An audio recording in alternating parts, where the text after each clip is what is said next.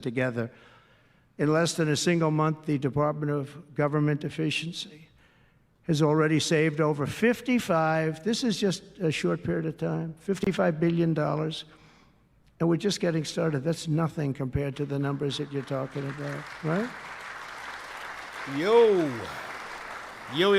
We're ending trillions of dollars in waste, and it'll mean much lower inflation, lower interest rates, lower payments on mortgages, credit cards, car loans, and much higher stock markets. I think the stock market's going to be great. In other words, we will rapidly grow our economy by dramatically shrinking the federal government, and we have to do it. I'm also taking fast action to end the radical left's nation-wrecking crusade against oil and natural gas. Over the past 4 years, the Biden administration cut the number of new oil leases and gas leases. What's happening? I don't fucking know. They slowed new pipeline. I mean, look at the... Trump is live right now. Dakota Access. Having an emergency military briefing with the military. That one knocked out. Apparently, he's declaring war with Iran, according to the Times. But it wasn't easy after they tried to stop it. They slowed new oil and gas pipeline construction to virtually a halt. They shut down 38% of active oil and gas rigs in the United States. But they love the wind turbines. They go round and round and round. And if the wind doesn't blow, they got problems. They kill all the birds. They ruin the sight lines. They ruin the plains and the beautiful areas of our country, including the oceans, the lakes. They closed more than 50 power plants, all causing energy prices to skyrocket. You saw that happen. That's what caused inflation. Pretty easy.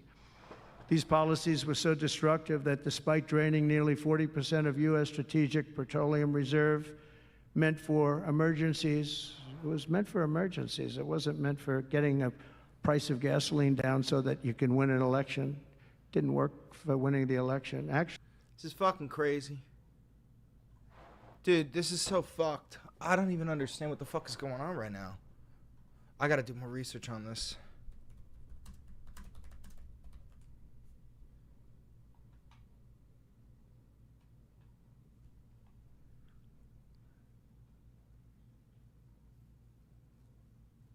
So Trump's having an emergency meeting with like heads of the military.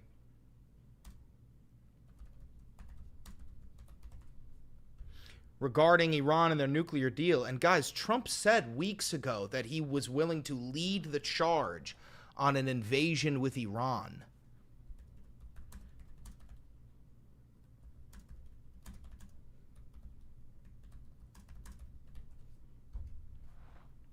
This is so fucking crazy.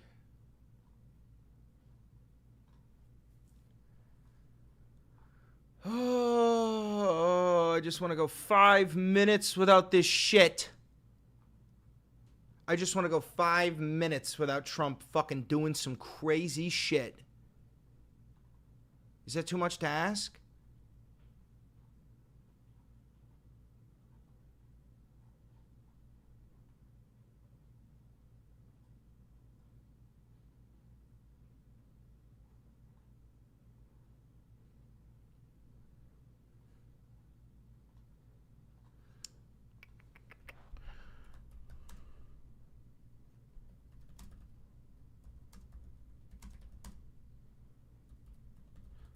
Of Iran Time Magazine. How am I? I'm good. I'm good.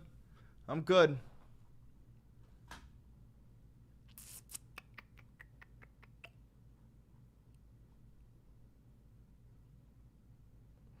Trump says he won't be dragged into a war with Iran because he'll lead the charge. What does this mean for LeBron's legacy, bro? I don't even know what's going to happen with LeBron's legacy.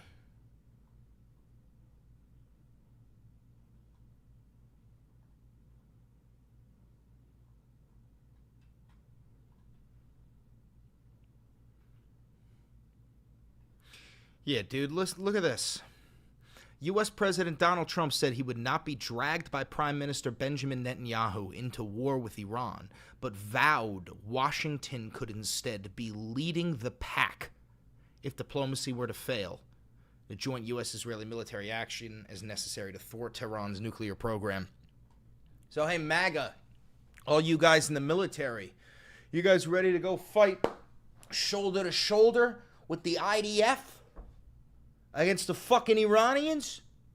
You ready? You ready for World War III, you stupid fucks? Ugh. Good grief. Good grief. Good grief.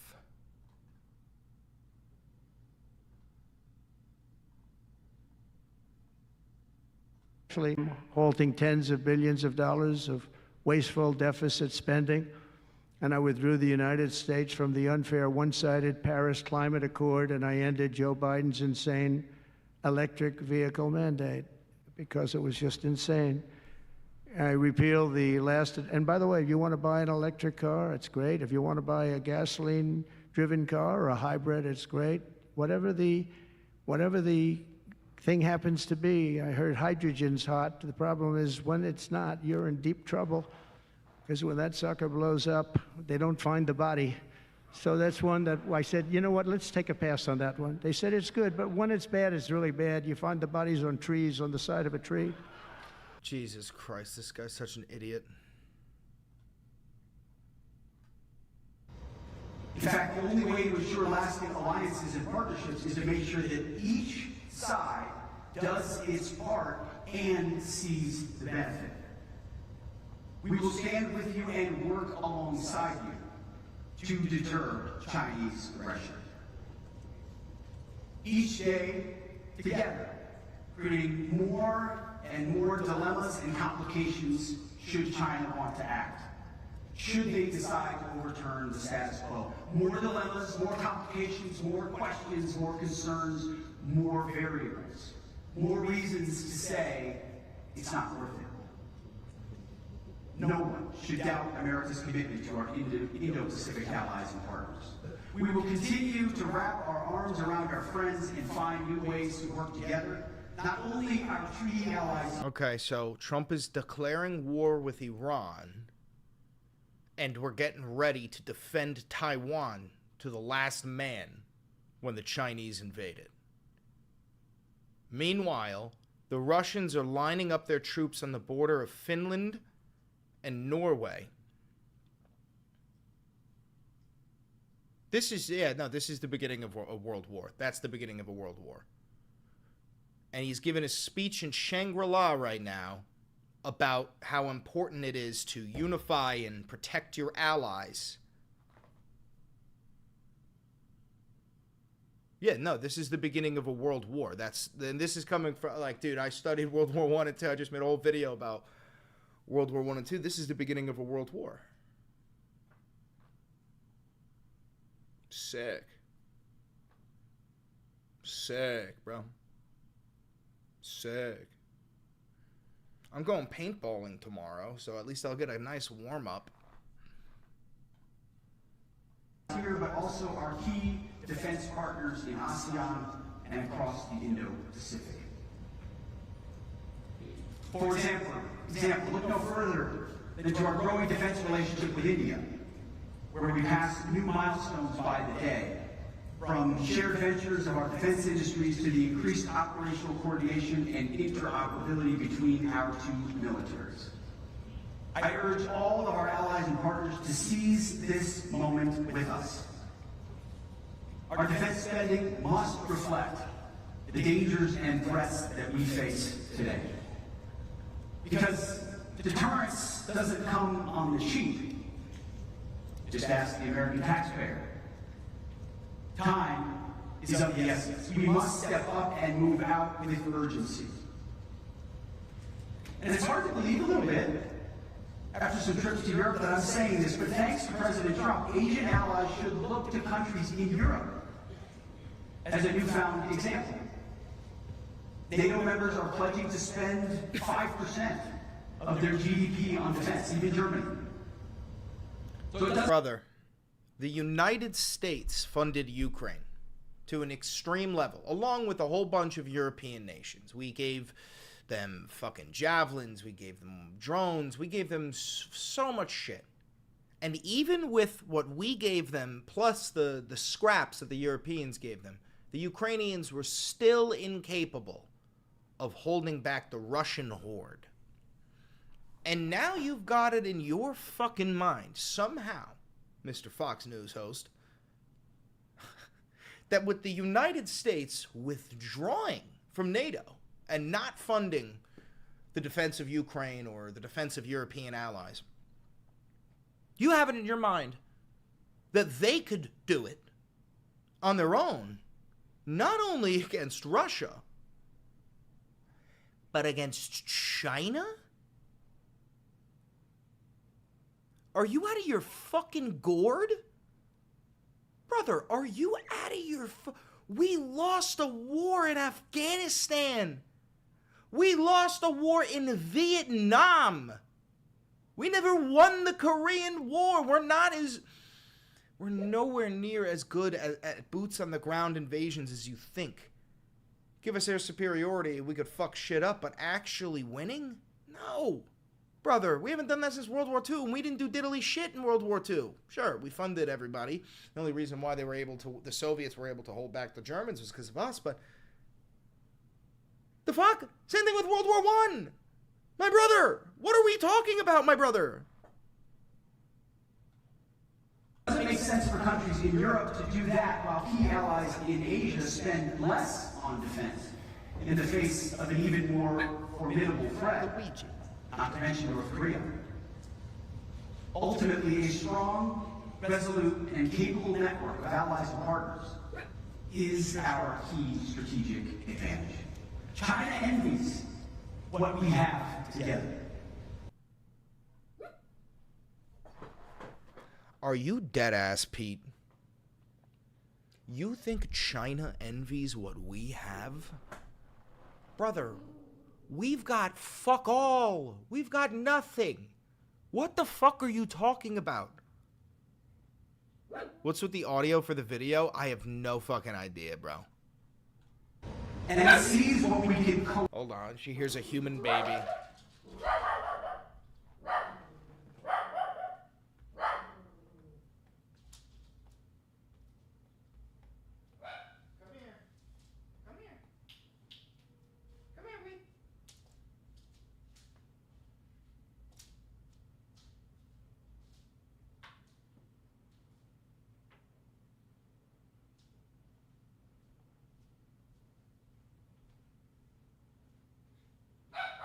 She hates the sound of human babies.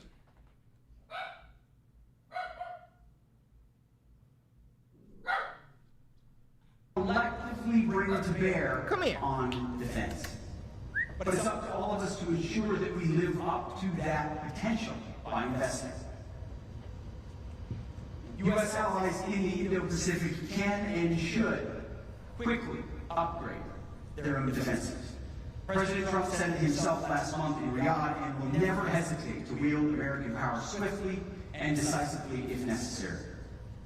That is reestablishing deterrence. What the fuck is going on, man? I don't want to live through a world war. Please? Can we just not? Is it too much to ask for? To not have that, and get this, and get this, and get this. What the fuck? It's all about war with China. Defense Secretary Pete Hegseth meeting with Vietnam's defense minister along with other Southeast Asian counterparts early this morning. Oh, we're going to war in Singapore. Hegseth working with leaders at Asia's premier security conference to strengthen ties in the face of Chinese aggression. We do not seek conflict with Communist China. We will not instigate nor seek to subjugate or humiliate Big China's words behavior for you, huh, Pete? ChatGPT didn't think that you were this fucking stupid, huh? toward its neighbors and the world is a wake-up call. Director of National Intelligence Tulsi Gabbard is with Pete Hegseth at that critical summit, and she joins us now. Good morning, Tulsi. It's so great to have you on today. Is she AI? So let's talk about this Looks like because she's what AI I loved generated about right now. what I'm hearing out of this conference from you and from Pete. Am I fucking crazy for thinking that? Am I fucking crazy for thinking that at this moment, Tulsi Gabbard looks AI generated? Is, hey, we're ready. We want peace, but we're gonna do it through strength. Who blinks this much? Sort of standing up to China, but also calling on the Asian communities and the Asian leaders who are also going up against China to do their part. Give us more information of what you see going on there. Yeah, thanks, Rachel. It's great to join you here. Really, the overarching message is very consistent with what President Trump has been speaking of. That was 6 blinks in 1 second, bro. I'm taking it back, bro. Look at this. I'm going to go to 118. All right, ready? Count the blinks. And speaking about throughout his I got to go to 116. I got to go to 116. Ready? Very consistent with what President Trump has been speaking of. That was 6 blinks in 3 seconds. Are your eyes fucking that dry, Tulse?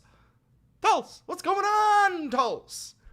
What the fuck? 1, 2, 3, 4, 5, 6. Like, what the fuck? About throughout his administration and his term in office, which is that he wants to be the president of peace. And we see this evident on many different fronts as he is leading negotiations towards peace agreements.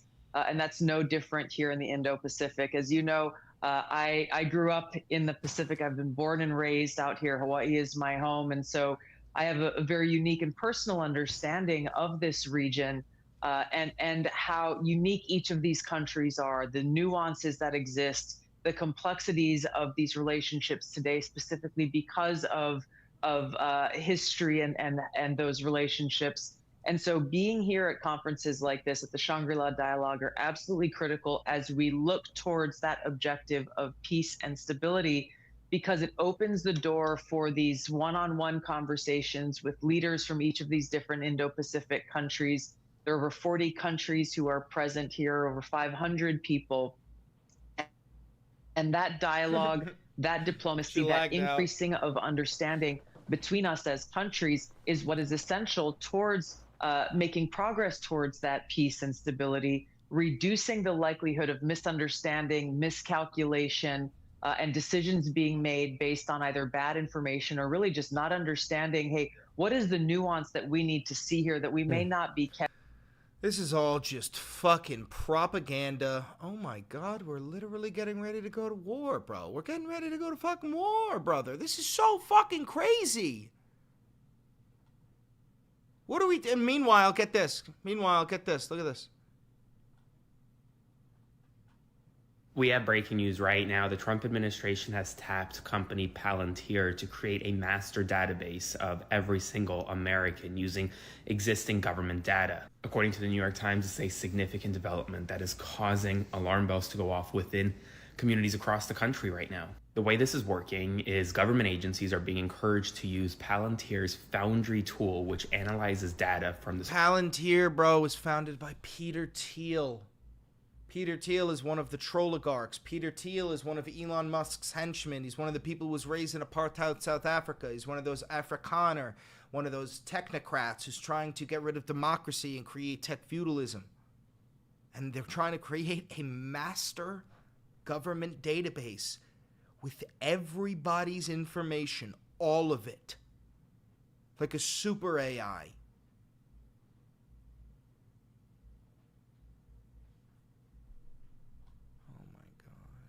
From the Social Security Administration to the IRS to Health and Human Services and everywhere in between. And the purpose, according to many experts, is to create this massive database to eventually be able to track and potentially persecute Americans that the Trump administration may not agree with or may not like. This begins with potentially using this massive database to conduct massive immigration enforcement activities within communities across the country. And the company, Palantir, was founded by Peter Thiel, who is a big Trump supporter and someone on the right. And now the Trump administration is building this large database and no one is talking about it. So spread the word. We'll do a full breakdown on my Substack link to my... Not only that, too, the Trump regime just proposed this new bill that fucking it makes all foreign students in the United States, anybody with a student visa, about 1 million people, they're going to comb through all of your social media posts and do an audit to make sure you're not a quote-unquote terrorist sympathizer, and they literally mean if you've made any pro-Palestine posts and you're a foreign student on a visa, you're getting deported. Maybe even charged with fucking terrorism.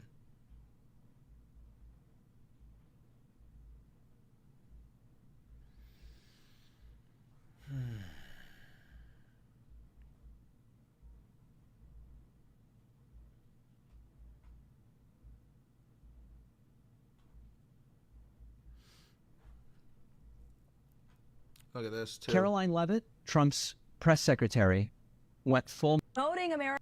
she I don't know what that is. I don't know what an LGBTQ major is. Take a look at this. And the president is more interested in giving that taxpayer money to trade schools, in programs, in state schools, where they are promoting American values, but most importantly, educating the next generation based on skills that we need in our economy and our society. Apprenticeships, electricians, plumbers. We need more of those in our country and less LGBTQ graduate majors from Harvard University. And that's what this administration's position is. And we also are not going to tolerate the illegal, criminal, anti-Semitic behavior that we saw take place at Harvard and many other college campuses across the country.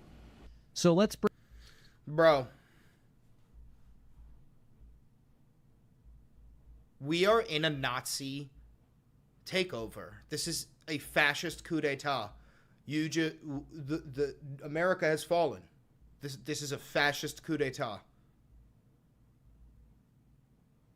And Trump is dragging us into war with Iran. He's trying to do, well, FDR had 4 terms. And he's trying to be like, well, we're in war, no need for an election.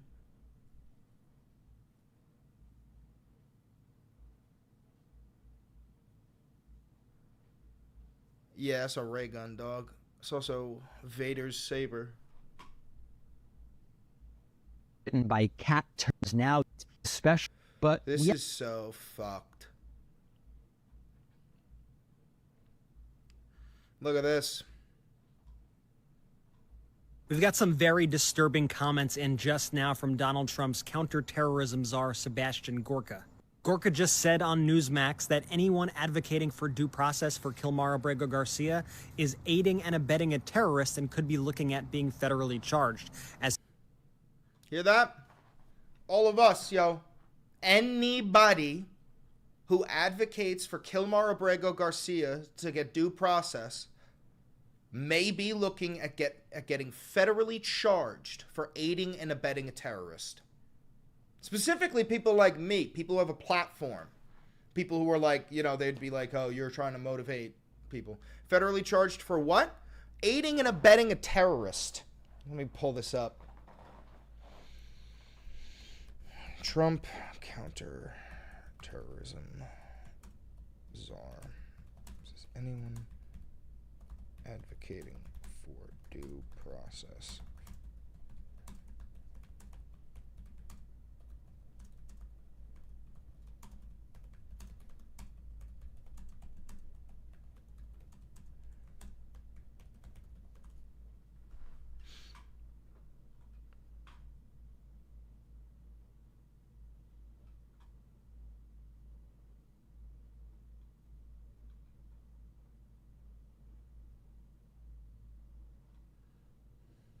Yeah, here.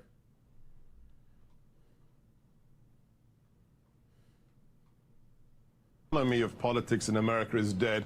It's not left and right. It's not even Republican or Democrat. There's one line that divides us. Do you love America or do you hate America? It's really cool. You love America, hate America. Bro, where's that fucking accent from, dog? Where's that fucking accent from, brother? What part of New Jersey is this accent from? Quite that simple. And we have people who love America, like the president, like his cabinet, like the directors of his agencies, who want to protect Americans. And then there is the other side that is on the side of the cartel members, on the side of the illegal aliens, on the side of the terrorists. And you have to ask yourself, are they technically aiding and abetting them? Because aiding and abetting criminals and terrorists is a crime in federal statute, Rob.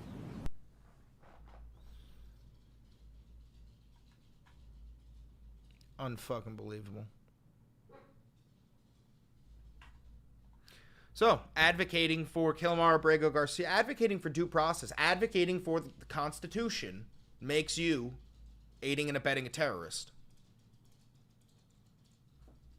Copy that. Copy that, brothers.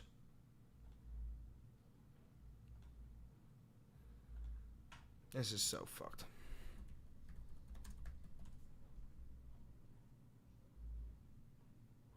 Or dead, who would you bring? Well, they're all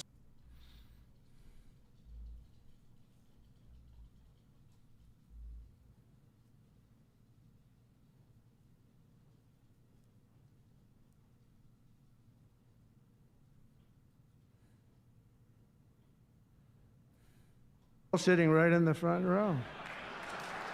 Yes, sir. Are you ready? Mohammed, are you ready? Steve Witkoff, and we have the most important person, at least until the World Cup is over, is here. Johnny, stand up. He gave the United States the World Cup. Johnny, thank you very much. I didn't know you were here. That's very good. He's the king of soccer. That's not bad.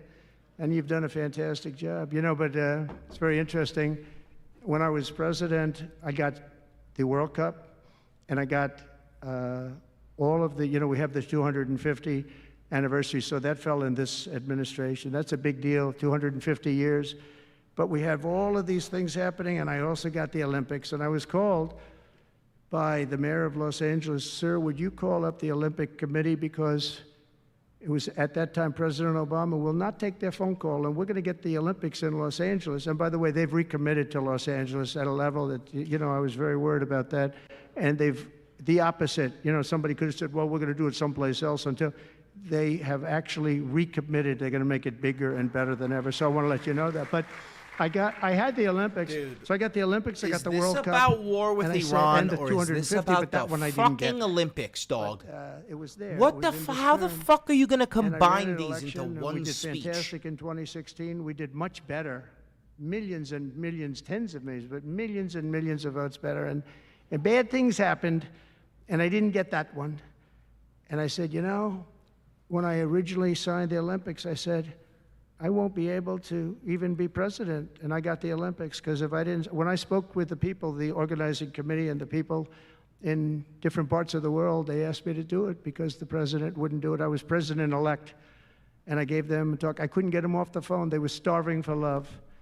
And what? The bottom line, they gave us the Olympics. And I Starving said, for love. I won't be president. Then we had the election result, and now I'm president for the Olympics and for the World Cup. So I'm very happy about that, Johnny. Thank you very much. Thank you. I'll be there. I promise I'll be there. And by the way, Mr. President, backstage you have a gift from Johnny. He gave us the first ball with your name, which will be played for the World Cup. That's great. In America. It's going to be great. Thank you, Johnny, very much. I doubt that any day you will take a sabbatical year, but if you could take a sabbatical year, Mr. President, what unconventional thing would you do? What was the word? Sabbatical. You don't work for 1 year. I thought you said Sabbath. It's a big difference. It's almost the opposite when you think about it, right? Dude, I'm not watching this shit. Trump is so fucking stupid. He's so fucking stupid and annoying. I can barely stand to look at his fucking jaw. Jesus Christ.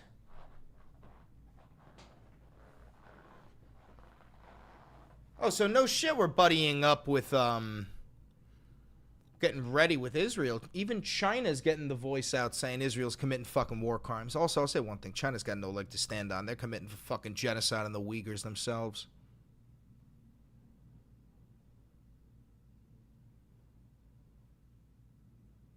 Dude, why does he look like that? Look at Kash Patel. Why does he fucking look like that?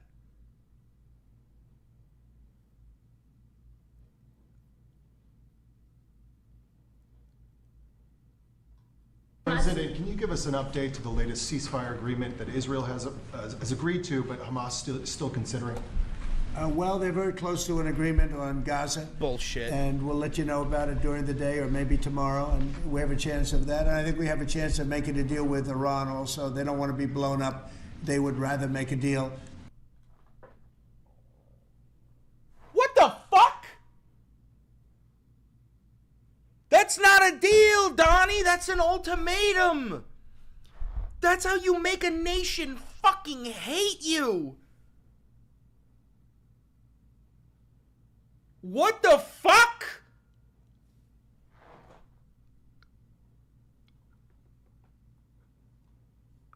And I think we have a chance of making a deal with Iran also. They don't want to be blown up.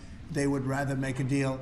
And I think that could happen in the not too distant future. That would be a great thing if we could have a deal without bombs being dropped all over the Middle East. That would be a very good thing. They can't have a nuclear weapon. Bro, he's making just direct threats. That's what he's making. And here's the problem. Here's the problem. Call me a conspiracy theorist all you want. I don't believe Iran doesn't have a nuclear weapon. I've never believed that in a million fucking years. They've had the ability, dude, you know, come on, dude. Really? Iran? Get the fuck out of here. When the Soviet Union collapsed, all their nukes were for sale. And you don't think what? You don't think Saudis fucking sold them one? You know how fucking easy it is to make a goddamn nuke? All you gotta get is plutonium with the uranium. These fuckers know that. They got it. They got buddies in China. They got buddies in Russia. They got buddies everywhere. What are we talking about? What are we talking about? We want them to be safe. We want them to have a very, very successful nation. Let it be a great nation, but we can't have them. They cannot have a nuclear weapon. It's very simple. And I think we're fairly close to a deal with Iran. Mr. Moss, my question for you. Yeah, please. You said just now that you look forward to being a friend and advisor to the president. So do you expect to continue advising the president and don't? Wait. What is Elon Musk doing in this meeting? What is Elon fucking Musk doing in this meeting? There's no shot. There's no shot Elon Musk is in this meeting. What are we doing? What are we doing? What are we doing? The zoom out. I didn't know.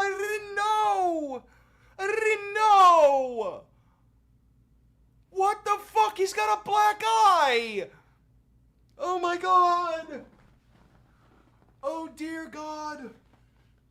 Oh sweet Lord Jesus Christ. Luigi, what are you doing? What are you doing? Oh no.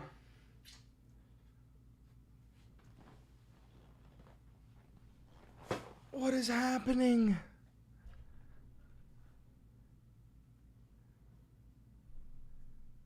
Why does he have a black brother? He got into a fist fight with the Treasury Secretary Scott Bessent in the fucking White House because those was gonna find $1 trillion worth of waste fraud and abuse, and they only found like a fucking $100 billion, and it wasn't even waste fraud and abuse. They just pulled it from Medicaid, Medicare, and Social Security, and then he goes, "I'm out of here." So Scott Bessent is like, "Yo, I'm the one who's gonna take the blame for this shit," and he rocked his shit. Now note, both of these people are fucking terrible. Both of these people are fucking terrible.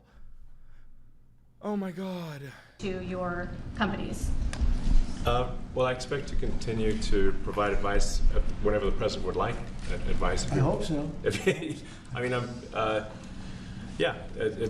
expect to remain a friend and an advisor, and certainly if there's anything the president wants me to do, I'm at the president's service. Mr. Moss. Oh, I can't do this shit. I can't do this shit. Oh shit! Oh shit! Oh shit! Yo, chat. Wait a minute. What did we just say? What did we just say?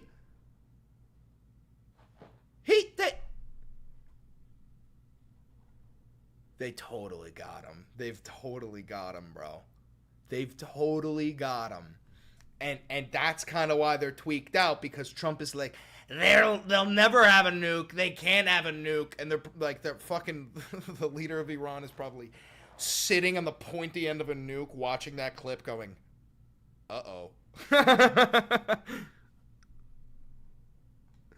Iran significantly growing uranium stockpile, warns UN nuclear agency. Iran has further stepped up its production of highly enriched uranium, according to the UN nuclear watchdog, which set out, quote, serious concern at the development. In a confidential report seen by the BBC, the International Atomic Energy Agency, IAEA, said Iran now possesses over 400 kilograms of uranium enriched to 60% purity, well above the level used for civilian purposes and close to weapons grade, and a near 50% increase in 3 months. It is enough for about 10 nuclear weapons if further refined.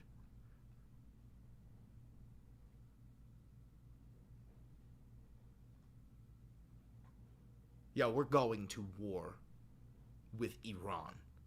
We are going to war side by side with the Israelis and doing a boots on the ground invasion, because you have to understand, if this is true,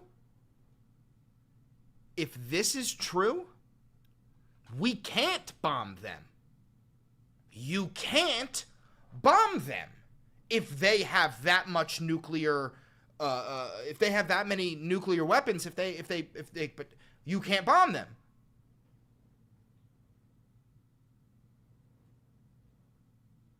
Yeah, isn't it crazy how no one needs a nuke? Like, why don't we just stop making world enders, moon killers, continent shifters, Pangea pounders? Why don't we just give it a break? Give it a break. Isn't Iran part of BRICS? No, it's India. That's the thing. Trump's dumbass fucking probably thought the I in BRICS was for Iran. No, motherfucker, that's India.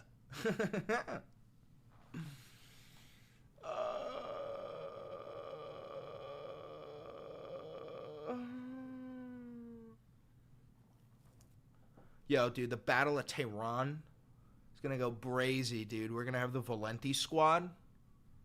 We're going to go brazy. You guys excited for the Battle of Tehran? Tehran? Boys, girls, thems. Yo! Yo! We're just going to go invade Iran. Like, come on. Let's go. Can we...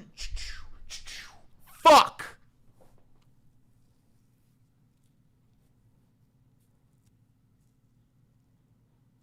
I mean, Earth is ghetto, but all my stuff is here. Yeah, no, suddenly I'm feeling bone spurs. I don't want to do this anymore. I don't want to be the reason why.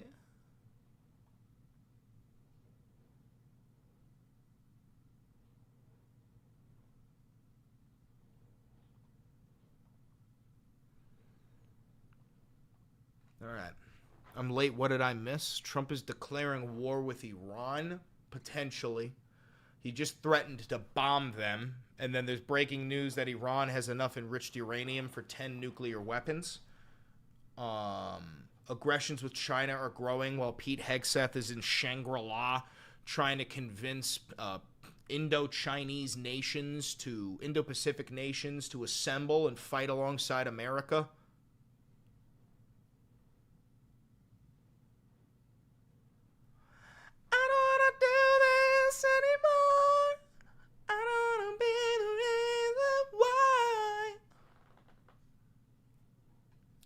Hamas seeks amendments to the U.S. ceasefire proposed for Gaza.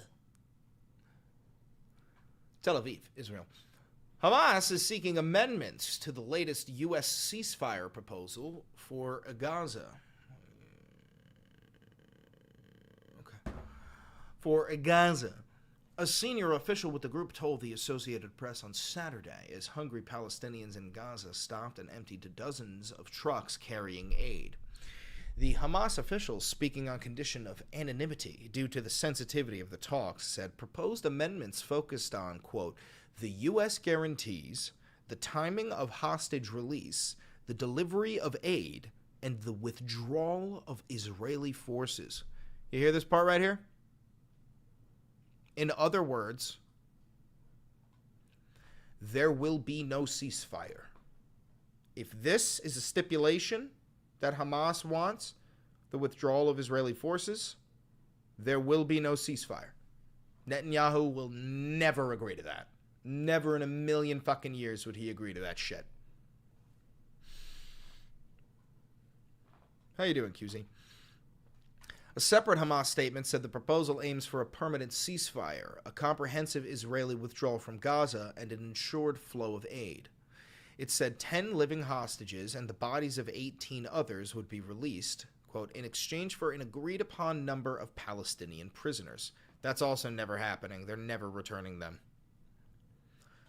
Israeli officials have approved the U.S. proposal for a temporary ceasefire in the nearly 20-month war. U.S. President Donald Trump had said negotiations were nearing a deal. A ceasefire would pause the fighting for 60 days, release some of the 58 hostages still held in Gaza in exchange for Palestinian prisoners and much-needed food, aid, and other assistance. According to Hamas and Egyptian officials who earlier spoke on the condition of anonymity because they were not authorized to talk to the media. Iran has Element 115. Oh, Jesus. Yeah, everyone in Gaza is starving to death. It's been a fucking 3-month-long famine.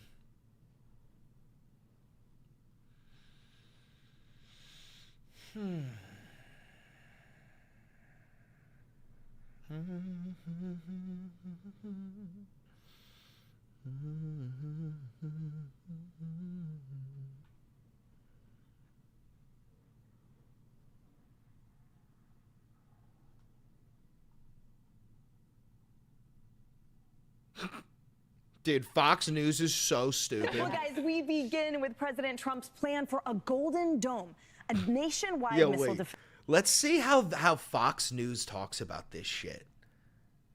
Are you guys curious? You guys want to see how Fox talks about this shit? Because I kind of do. Like, how does it hit when you're dumb, right? How does it hit? You guys want to see? I want to see. We don't need to watch the whole thing. Defense system to protect against the... Well, guys, we begin with President Trump's plan for a Golden Dome, a nationwide missile defense system to protect against the threat of foreign missile attacks. Now, Trump claims that the state-of-the-art $175 billion project will be able to detect and intercept hypersonic... Yo, $175 billion for something that he's claiming, like an anti-missile defense system, Golden Dome around the entire United States. That doesn't make any sense, right? That shit would cost trillions of dollars. Missiles from who? China, Mexico? Yeah, no. It's ridiculous. But that $125 billion is not enough for that at all. Not even close. Like, what are you even talking about? This is a bold-faced lie. Ballistic and advanced cruise missiles to keep Americans safe. Watch. To keep Americans safe. Yeah, dude, because every night I go to bed, I'm worried that a fucking Hellfire missile is going to strike my apartment. In the campaign, I promised the American people that I would build a cutting-edge missile defense shield to protect our homeland from the threat of foreign missile attack. And that's what we're doing. Today, I'm pleased to announce that we have officially selected an architecture for this state-of-the-art system that will deploy next-generation technologies across the land, sea, and space, including space-based... Of course, we already have the fucking capabilities, but I'm talking about what he's claiming he wants to make. Like, what he's claiming he's trying to create would not cost $125 billion. Not even fucking close. But of course, we already have anti-missile defense systems. There's only two schools of thought. One, Trump is proposing a Golden Dome because we don't have anti-missile defense systems. That's insane if you think that. Two, Trump is proposing a Golden Dome so that military-industrial complex companies and his rich buddies and billionaires can make a fuckload of money off of this project. That makes a lot more sense. So, and here's the thing. If you go with the first one and you believe the United States, in fact, does not have anti-missile defense systems, then it begs the question, why the fuck would Donald Trump, the president of the United States, admit that? Why would you admit that? Why would you let the enemies of the nation hear that? Sensors and... Yes, he's planning a physical dome. We're not talking about like a laser defense. Like, The Iron Dome in Israel, that's a laser defense system. There's no Iron Dome. Trump said he wants open architecture, like he wants a physical fucking dome, but it's going to be like pretty.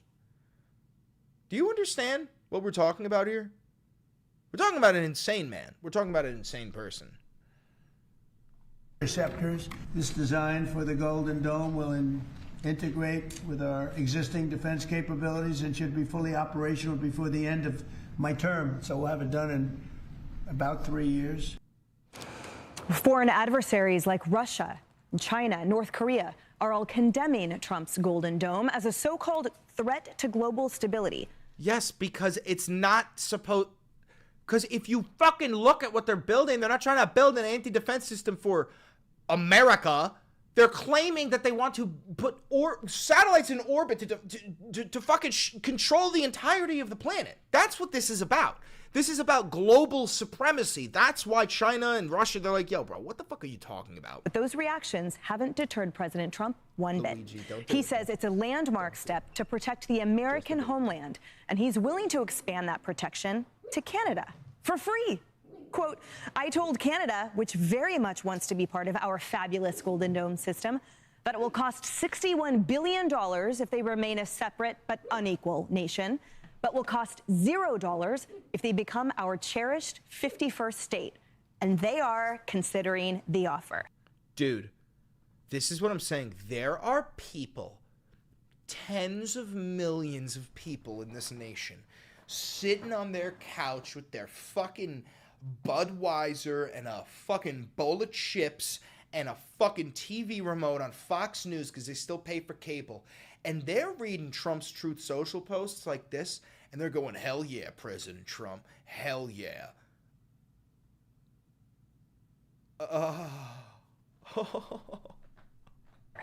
Brian Kilmeade, what do you think about that? Well, I think, number one, I think he's still having fun. But I think that they are moving on another front, on the trade front, the Canadian front, on a rapid pace. They want to be one of the next ones to do a trade deal with us. So I think they're putting aside the tension and the jabbing. I do think we need Canada to do this. We're in NORAD with Canada. That is a joint investigation. I was in the... Dude, Trump would pull us out of NORAD in a fucking minute if he knew what it was. Cheyenne Mountain doing... going through NORAD for a Fox Nation special we're doing. So I'm in the mountain with NORAD, and the Canadians are full of, half of it is populated with Canadians. So to have a Golden Dome, you need Canada, and we would use the $61 billion. I'd rather have the $61 billion. No, NORAD is the Golden Dome. It already fucking exists. We have anti-missile defense systems. Dude, oh Jesus, get me out of here. Get me out of here. Get me out of here. Get me off of Fox News. Get me the fuck out of here.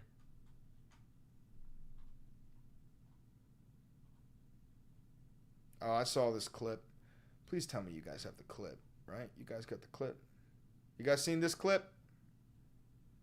In regards to Medicaid cuts? You have faced the obstacle of fear before, and you turned it into fuel. What the fuck is this? Complicit in the ongoing genocide. This ain't the fucking clip. The fuck is this? Is this the clip? Why is it a picture? Why is it a picture? You fucking assholes. I gotta find it. Oh.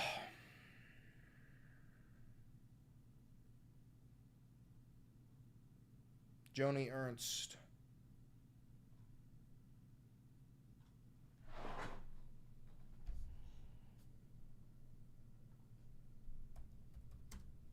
Wait.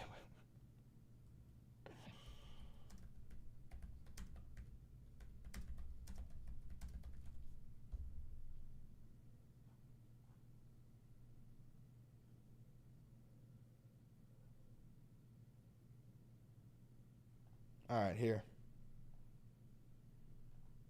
Arguing about illegals that are receiving Medicaid benefits, 1.4 million. 1.4, they are not eligible, so they will be coming off. So people are not, well, we all are going to die. So for heaven's Okay. All So right. when you That's however, dude, Republicans are just enemies of the state. Republicans are the enemy of the U.S. people. They are an enemy of democracy. They are a threat to democracy. It's gotten to that point. Well, we're all going to die, so fuck Medicaid. Fuck it. Just get rid of it.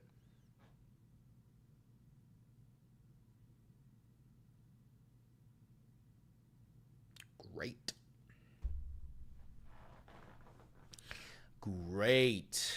Great. I love that for us. And people are like, Chris, you're a fearmonger. Do you think I control the news? Do you think I'm in the Illuminati? I'm covering the news. I ain't writing it. I ain't making decisions. I fucking wish I was, dude. My God. Bro, if I was president, day one, I am fucking faking an alien invasion. Day one. And everyone's going to freak out, and then I'm going to rip it off and be like, it was me all along. See, this was a test. And there's going to be millions dead. I'm going to be like, this is a test to show you how quickly you guys settled your differences when you thought there was an alien invasion. Gotcha! And then the real alien invasion will be going to be like, oh my God! What's with the title? Trump wants to go to war with Iran. He's threatening to bomb them, and we just found out that Iran's got like enough nuclear material for 10 nuclear bombs. Legalize nuclear bombs. Yeah, Iran's got enough for about 10 nuclear weapons if further refined, and then Trump fucking... just when he's talking about bombing them? To the latest ceasefire agreement that Israel has agreed to, but Hamas still considering? Well, they're very close to an agreement on Gaza, and we'll let you know about it during the day or maybe tomorrow, and we have a chance of that. And I think we have a chance of making a deal with Iran also. They don't want to be blown up. They would rather make a deal, and I think that could happen in the not-too-distant future. That would be a great thing if we could have a deal without bombs being dropped all over the Middle East. That would be a very good thing. So there's that, and then there's Trump saying, quote, he's saying that he was asked about Benjamin Netanyahu dragging the United States into a war, and Trump said, no, he's not going to drag us into a war. We're going to lead the pack in a war against Iran.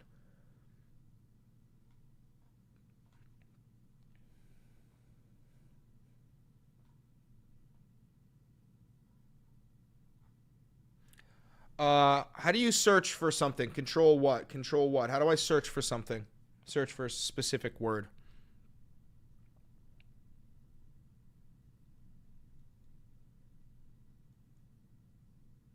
Control F.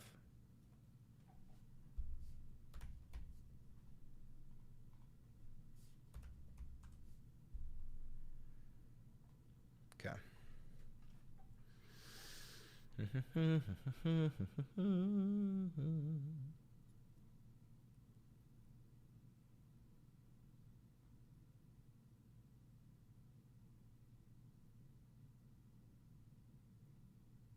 Here it is. Here it is. All right, so this is regarding Iran. Trump is asked, you reportedly stopped Israel from attacking Iran's nuclear sites. That's not right. It's not right. No, it's not right. I didn't stop them, but I didn't make it comfortable for them because I think we can make a deal without the attack. I hope we can. It's possible we'll have to attack because Iran will not have a nuclear weapon, but I didn't make it comfortable for them. But I didn't say no.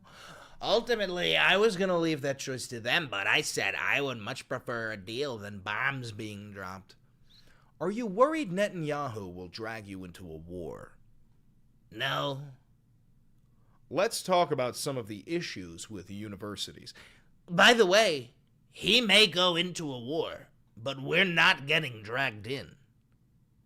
The U.S. will stay out of it if Israel goes into it? No, I didn't say that.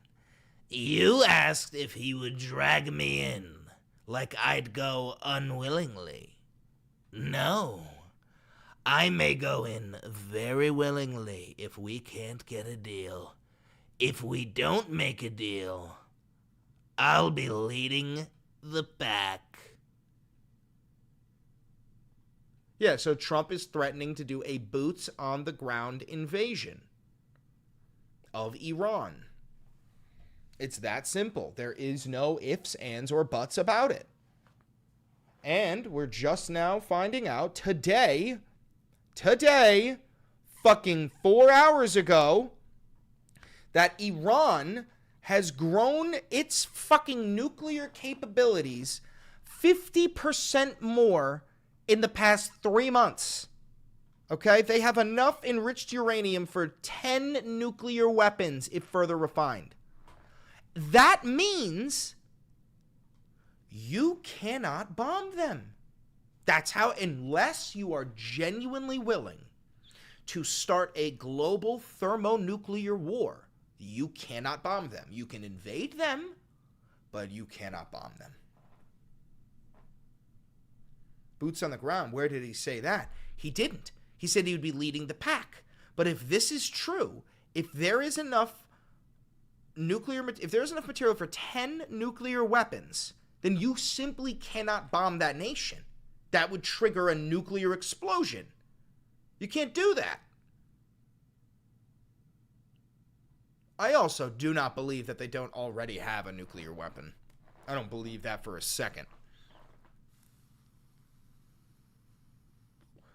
Yeah, dude, Trump reminds me of me when I was in fucking 5th grade, like, hearing about bin Laden for the first time. And I didn't understand the difference between Iraq and Iran. And I just thought it was the same fucking place.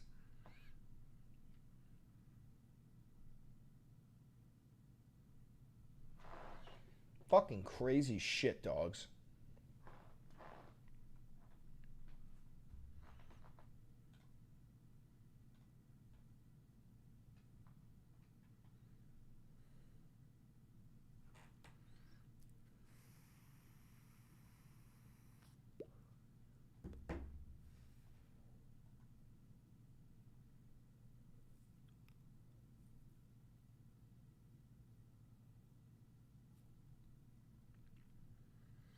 Vape bad? I know.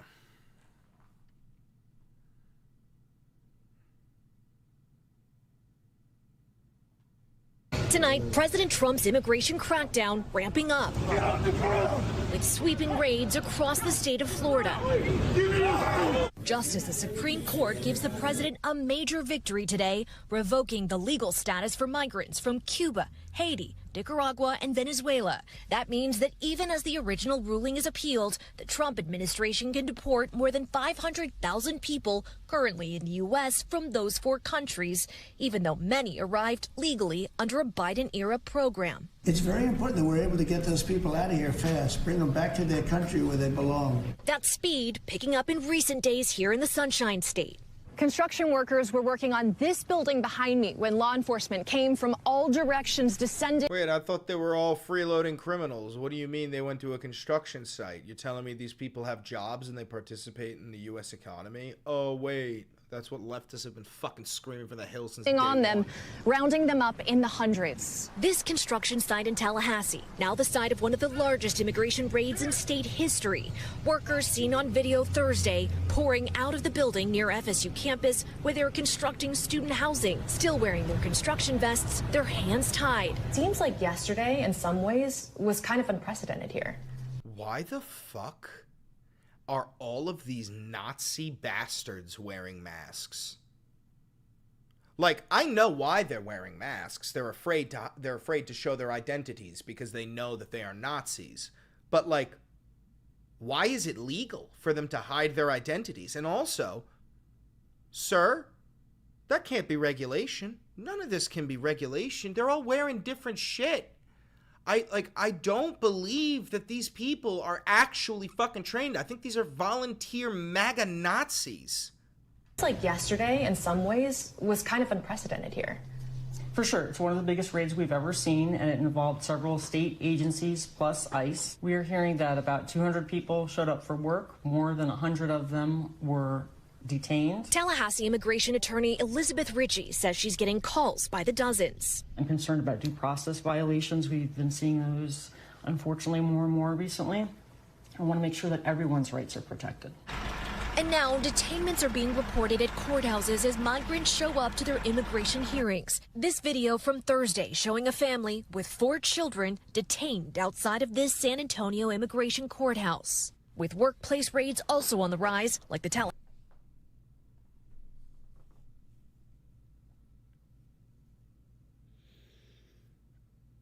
Oh my God, I'm so ashamed to be a fucking American. I'm so ashamed to be a fucking American. Tallahassee one Governor DeSantis touts as a major bus success. The recent raids across the country are also raising outcry. This is Gestapo-like behavior. Fucking took you long enough. Where the fuck have our elected representatives been for the past 2 years? Now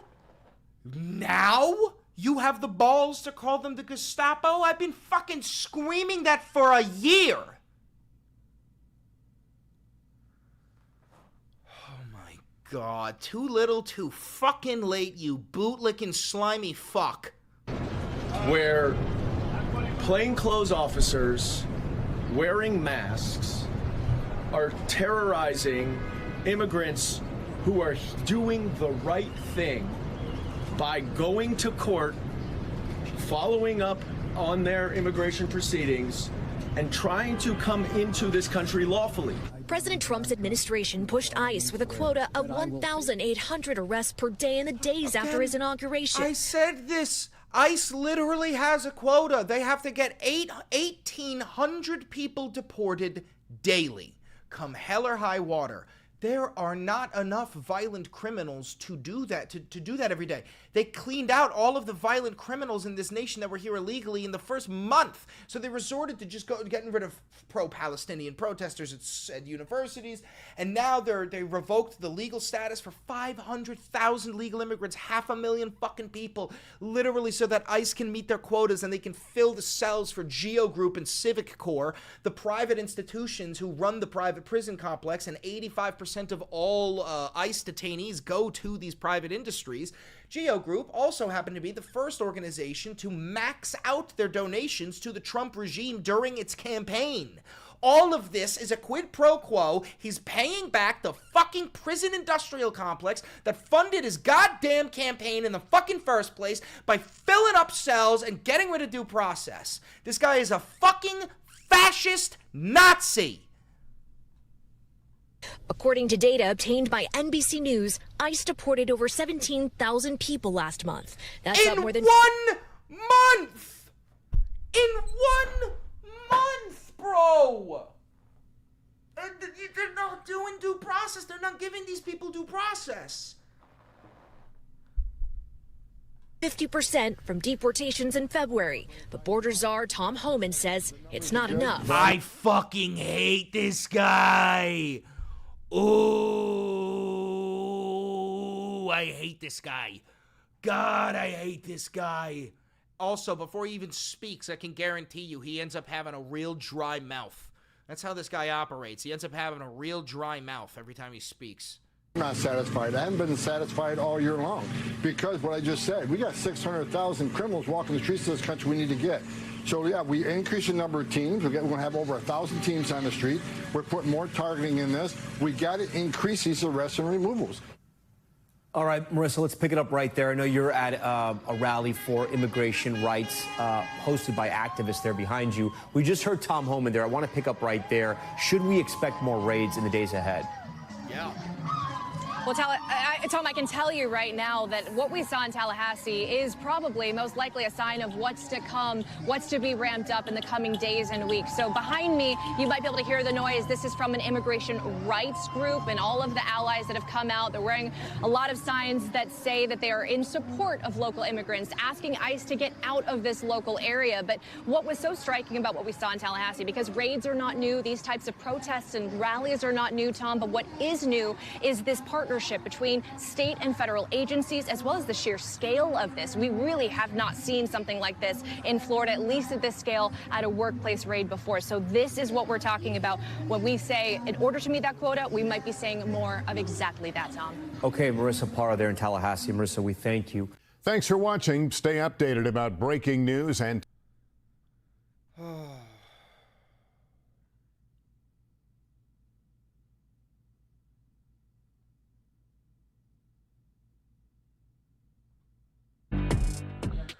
Back worldwide for you here on Live Now from Fox. Do want to play out the full exchange with Stephen Miller outside of the White House today, talking about illegal immigration, Herr Goebbels, tariffs, and so much more.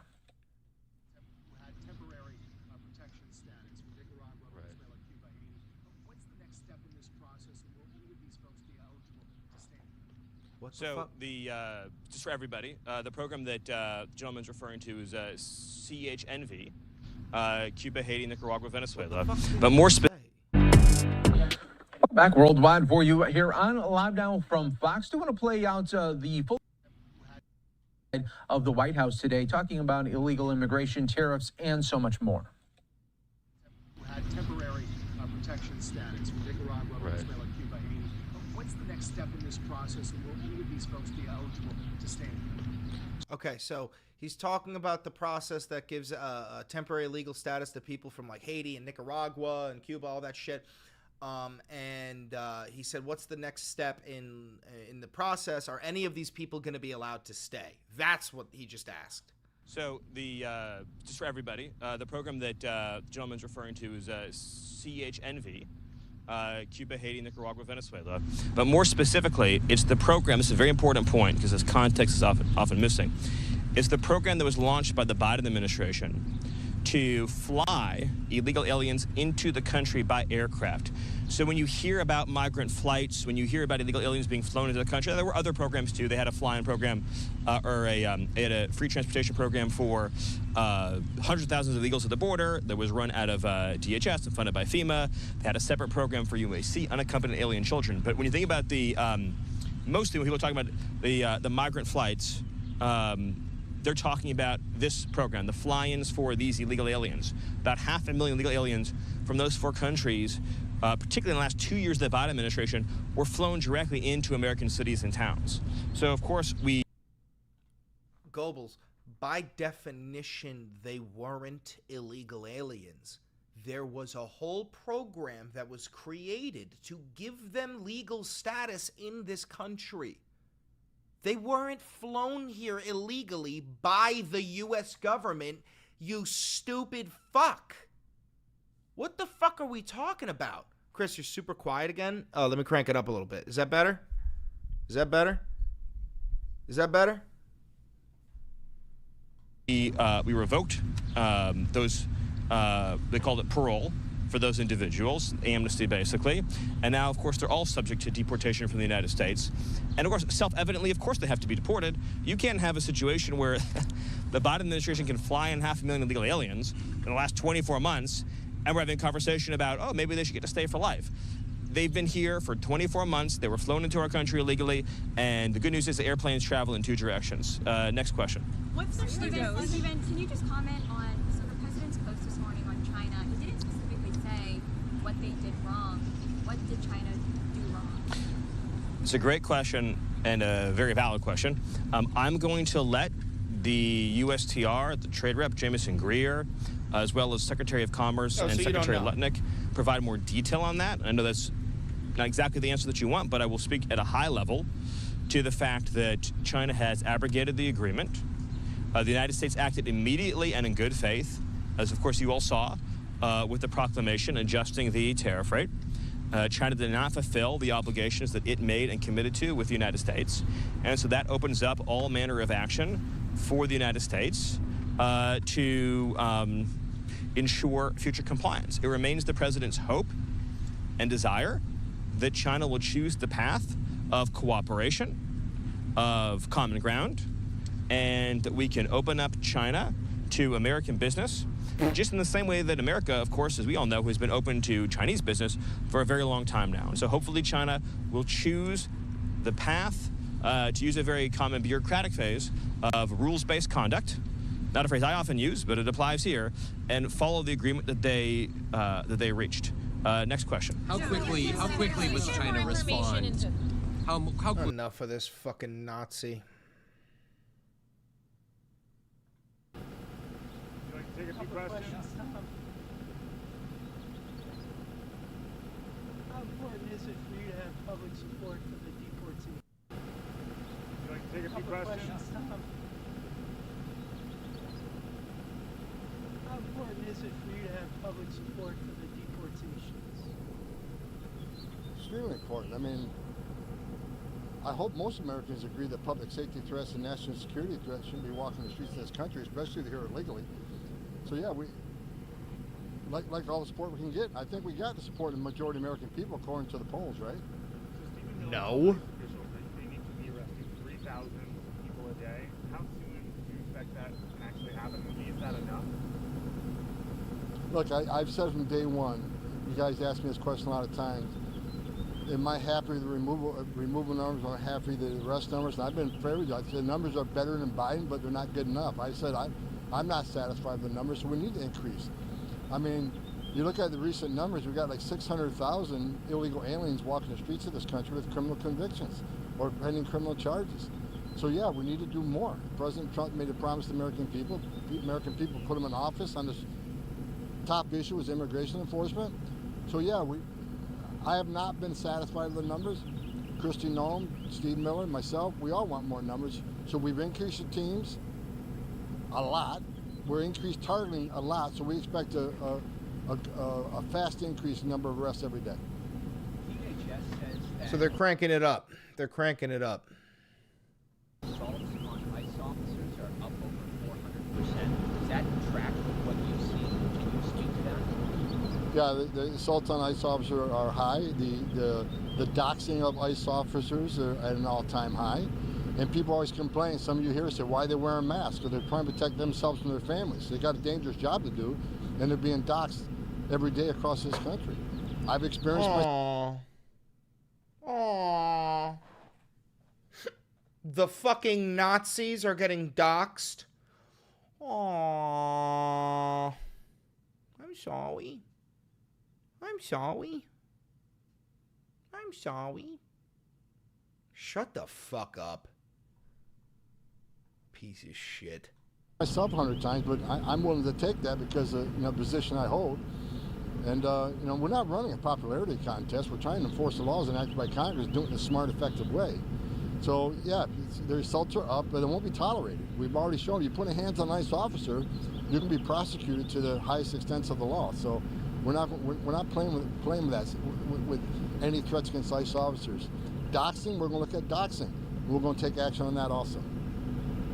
Anything else? What kind of numbers do you have for self-deportations? The last number I saw was right around 8,500. As far as the CBP home app, there's a lot. There's thousands of deportations where they're not going through the app, they're just leaving. Intelligence reports showing traffic going south, not only through Mexico, but even the Darien Gap. So there's a lot of self-deportation. I hope they take advantage of it because, they can leave on their own terms, get their affairs together, or we can go find them and formally deport them, which is going to set a bar against them coming back to the country under a legal program. So they should self-deport, give themselves an opportunity, maybe in the future, to come back as a visitor or a tourist, or maybe they have a U.S. citizen child that can petition for them. Well, if we have... Bro, this nation in 10 years is going to look so different than it did in like 2011. It's going to look so unbelievably different. I mean, this is so bad.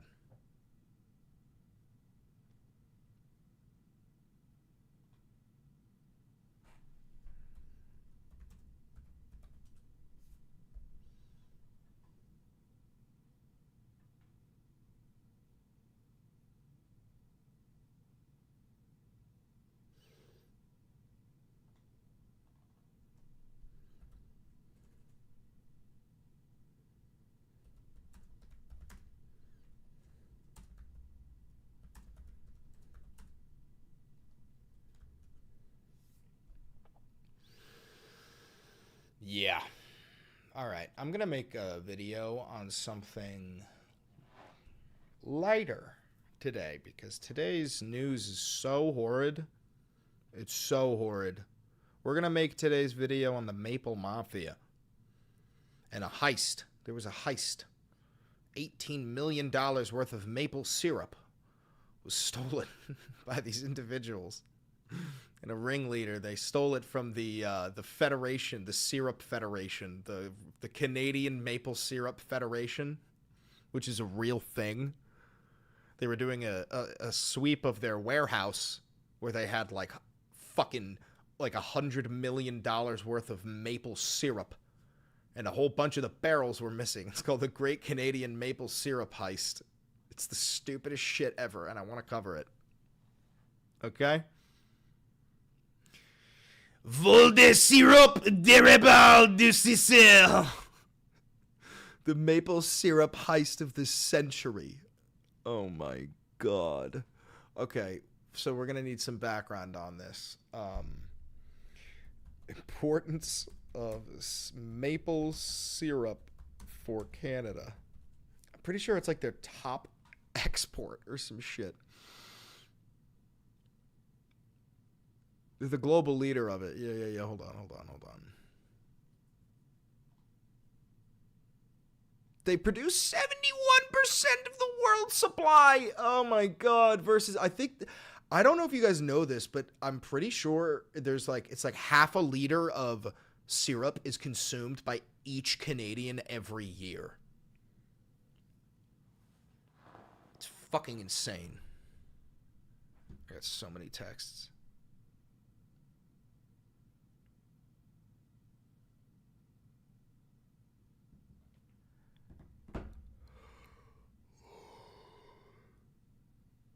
Yeah, we got caves full of cheese.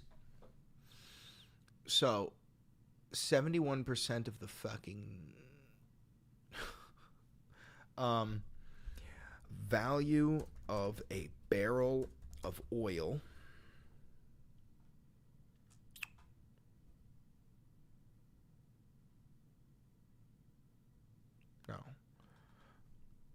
price of a barrel of oil. So oil right now is at about $60. Real Canadian maple syrup.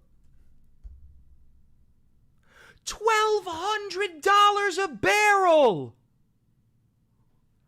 Oh my God.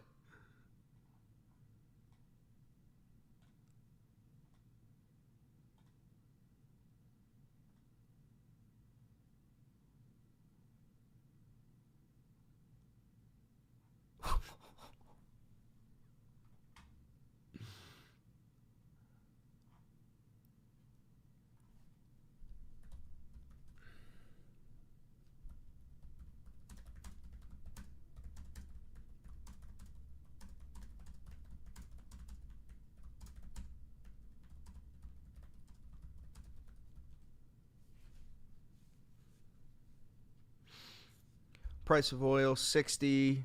Canadian syrup is like, it's like $1,800, bro. It's like $1,800 for a barrel of syrup. 30 times the price.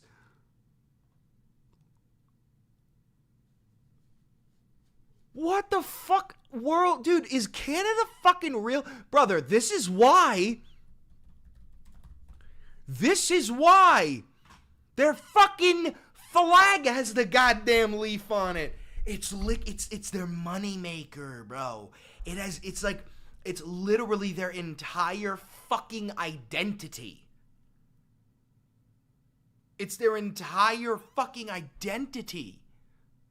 John, we're comparing the John, if you could just guess for a second. Don't tell him anybody, but John, if the price of oil is $60 a barrel, what do you think the price of real Canadian maple syrup is per barrel? What do you think, John Zambrano?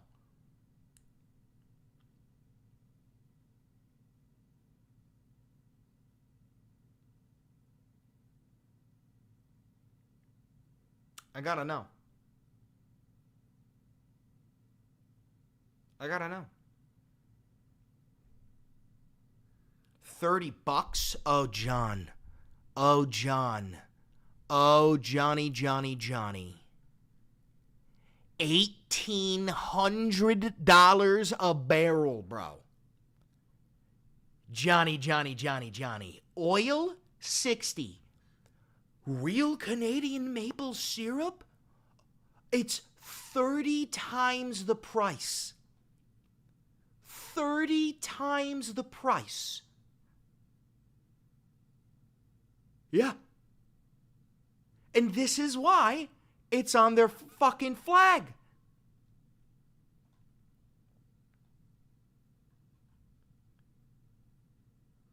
$45 gallons, okay? So 45 gallons of oil is $60. And 45 gallons of maple syrup is nearly $2,000.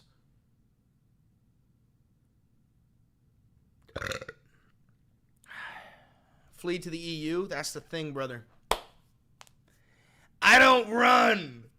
Red, white, and blue, bitch. These colors don't run.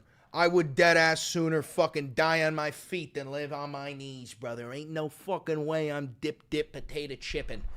You're gonna have to take me out. No shot in hell. No shot. No shot. The maple leaf was first used by the Société Saint-Jean-Baptiste in 1834 and was later adopted by French Canadians as a symbol of their identity. Yeah, but probably because of how goated and expensive maple syrup was. I respect that, but dead men don't fight well. Valid point. But you also can't fight if you're an ocean away.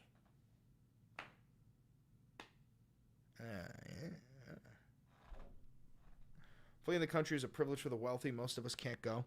Yeah, no, I also couldn't afford to do that. No shot in hell.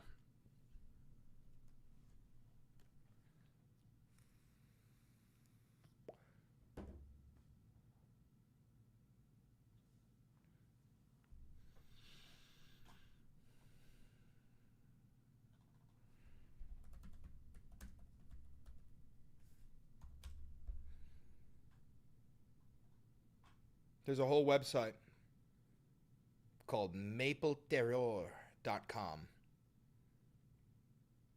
You're quiet again, or maybe it's just me? Probably partially me. My apologies. Oh, yeah. The Canadian maple syrup heist. A $30 million theft unveiled. This is hilarious. Okay.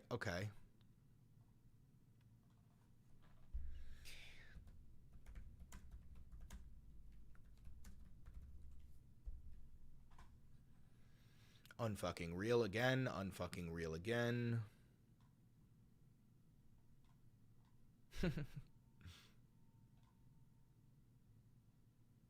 The Federation of... What is this?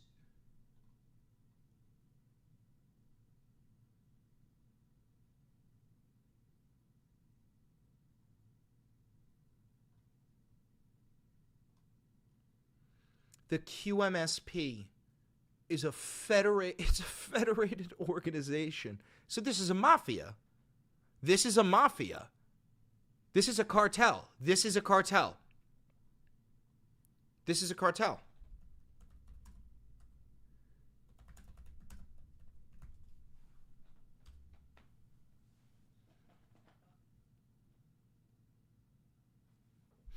In economics, a cartel is a formal agreement among a group of independent producers or firms that operate in the same industry to coordinate their actions and limit competition. The primary goal of a cartel is to maximize the collective profits of its members by acting together as if they were a single monopoly. That's a cartel. Here's a breakdown of key characteristics. Cartels involve some form of secret or overt collusion among competitors. This means they agree not to compete against each other in certain ways. So, regulates the production and marketing of maple syrup. It was known as the Federation of Quebec Maple Syrup Producers. It's a joint plan. It's a joint plan to protect the rights of producers to collectively market maple syrup. It's a formation of a large agreement. It's a collective agreement to market their product together. The producers establish policies, negotiate their selling strategy, voice production quota, set up quality criteria.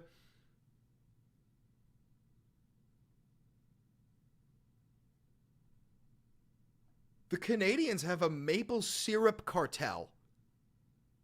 It is a cartel. It always has been.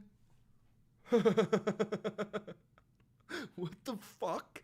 We need to bomb Canada. Immediately, we need to nuke Quebec. There's cartel leaders there. This is the worst. This is worse than MS-13. This is so much worse than Tren de Aragua. What the fuck is going on? Hold on. I'm going to start recording. Wait. Okay. Hold on.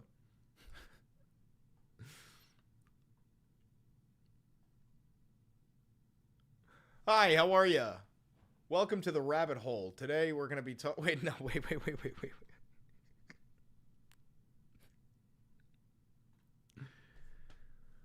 The Canadians are running a secret cartel, flooding the world with maple syrup from Quebec.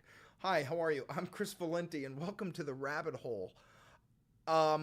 Today we're going to be diving into the rabbit hole of the Maple Mafia, the Maple Syrup Federation. This is real. This is fucking real, dude. How do I explain this? The Canadians have a cartel operating out of Quebec that is shutting down pirates, maple syrup pirates, who are tapping their own maple trees and trying to sell a bottle of... Hey, buddy, I got the good stuff. There's a cartel. There's a cartel. This is worse than MS-13. This is worse than Tren de Aragua. We need to nuke Quebec immediately. Don't forget to like, comment, subscribe, and hit the notification bell. It costs you nothing, and it helps me immensely. And if you are curious in my political coverage, I do political coverage daily in the Valenti VOD. Let's just dive right into this rabbit hole that I am currently in. This is not going to be like the other rabbit holes. I'm in this with you. Okay, that's why we got live chat up right there. We're all figuring this out together right now. It is very confusing, but I found a website called mapleterror.com, all about the maple terror, the Canadian maple syrup heist, a $30 million So as any cartel movie or story goes, there's a heist. You see, this evil cartel that is putting its boot on the people and limiting their maple freedom. Well, they got robbed by a group of fucking people who, like, stole $30 million worth of syrup by draining it out of the barrels and then filling it up with water like you're a fucking 16-year-old stealing your mom's vodka. And it took the Federation... The Syrup Federation. It took them fucking like a year to figure it out. What did I just say? What the fuck did I just say? That's crazy. Now, in the midst of diving into the rabbit hole, we discovered something, which is the price of a barrel of crude oil, about 45 gallons of crude oil, is $60 US. Now, think for a second, just for yourself. I want, if a barrel of oil is $60, what do you think a barrel of real Quebec maple syrup is? What do you think? Boom, boom, boom, boom, boom, boom, boom, boom. If you guessed nearly $2,000, you won a jaw-dropping moment of What the fuck do you mean a barrel of syrup is nearly $2,000? And a barrel of oil. This is why the Canadians put that fucking shit on their flag, bro. This is why, because when the fucking French showed up in Canada and the natives were like, hey, bro, you tap this tree, it lets out sap, and then you boil the sap, and then you filter the sap, and then you end up with this liquid gold, bro. It's like this smoky, sweet shit. And they were like, well, why don't we monopolize this market fucking immediately and slaughter you natives? And they did. And they did. And it's terrible. And we weep for the natives, for both America, for both Canada and America. But we murked them. And now we have control of all their business. And it seems like the Canadians monetized the ever-loving fuck out of syrup to the point where they created the Federation of Quebec Maple Syrup Producers. Fédération des producteurs agricoles du Québec. It's a federated organization that regulates the production and marketing of maple syrup from Quebec, okay? It was known as the Federation of Quebec Maple Syrup Producers. As of 2011, the FPAQ produced 94% of Canada's maple syrup and 77% of the world's supply. So this federation, like it's fucking Star Wars, controls 77% of the world's supply of maple syrup, and it's worth $2,000 a barrel. What the fuck is this? What?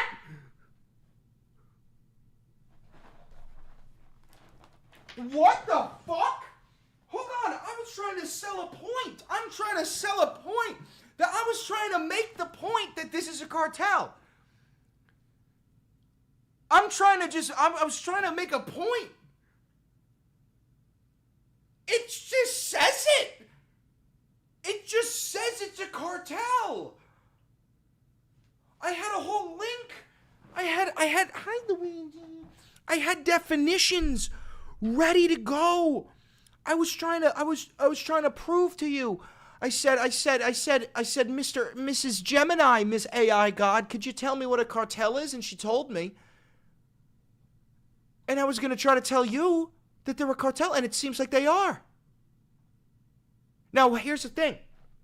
This cartel puts their boot on it's on Netflix. There's a Netflix documentary about this. Get the fuck out of here. Okay, so this organization, this cartel, they put their boots on the neck of any other Canadians that want to harvest maple syrup and then sell it, right? So because of that, the price of their maple syrup is controlled, right? They have elevated the price, and it is worth so much. So one day there was the Great Canadian Maple Syrup Heist, or in French, the vol de syrup terrible du siècle, the maple syrup heist of the century. Fuck do you mean of the century? How often are you getting maple syrup heists? Is this a frequent fucking problem for the Canadians? I mean, it very well may be, considering it's on their fucking flag. They control the entire fucking market of it. Why am I shrinking on this fucking camera, bro? I'm shrinking. What is going on? It's the chair. I've got a hydraulic leak. I can't let you get close. So, it was a theft over several months in 2011 and 2012 of nearly 3,000 tons of maple syrup, valued at 18.7 million Canadian dollars, about the equivalent of 24.1 million in 2023. So that's about $30 million today. The facility was operated by the Federation of Quebec Maple Syrup Producers. So it's like, what the fuck is this? Sugar production in Quebec? This is a sugar house? That's a sugar house. That's pretty sick. So in 1958, Group of maple syrup producers in Quebec participated in a plan to jointly market maple syrup. So this is the creation of the cartel, okay? The maple mafia, I guess. And as of 2000, the Federation maintains a strategic reserve of maple syrup. A strategic reserve. How much of it do you have on backup? Excuse me. The pool was established by charging producers to transfer 25% of their crops to the pool, which made it possible to stabilize the price of maple syrup despite the fluctuation. Oh, so it's an artificial value because 25% of all of their maple syrup has to be put into the emergency fund.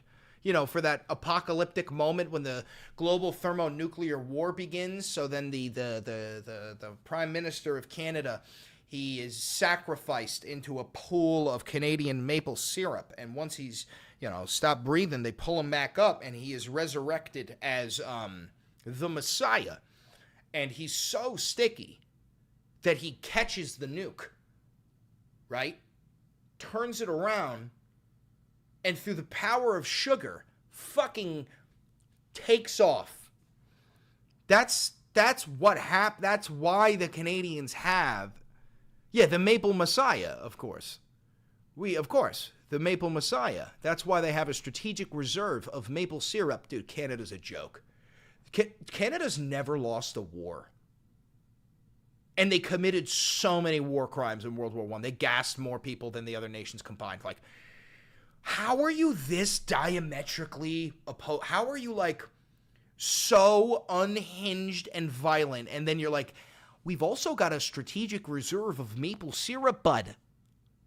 What the fuck are you? What are you? Are you reptiles? Are you lizard people? Are you Martians? What the fuck? Dude, we need to build a wall on the northern border. An ice wall. Like Game of Thrones. And we need to deploy the people of Michigan to the wall. They'll be Winterfell. And they'll be the Black Watch, the Night's Watch. Yeah, they'll take the black. Easy. Already in 2006, there was a theft of 1,000 maple barrels worth about 1.3 million Canadian dollars from another warehouse that was partly the responsibility of the Federation. So this is the problem. They have so much syrup that they have nowhere to put it, and they're just putting it in shitty warehouses with no security. 2008, after 2 or 3 consecutive years of bad weather that reduced the syrup output, the strategic reservoir was emptied. So let's talk about the heist. Over the course of several months between 2011 and 2012, the contents of 9,571 barrels, valued at $18.7 million, were stolen in a suspected insider job. Oh shit, it was an inside job.